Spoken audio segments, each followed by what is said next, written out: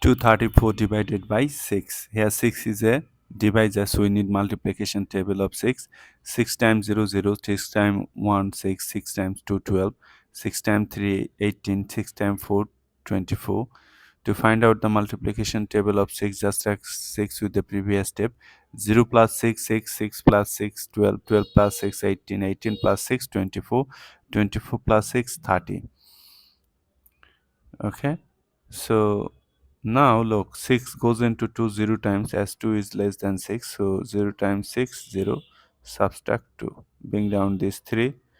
6 goes into 23 how many times? 4 times 24, which is greater, so 3 times, write 3. 3 times 6, 18, subtract, you are getting 5, bring down this digit. 54, 6 goes into 54 how many times?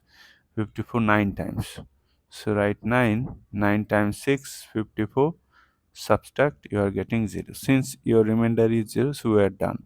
This 0 don't have any value, so our answer is 39.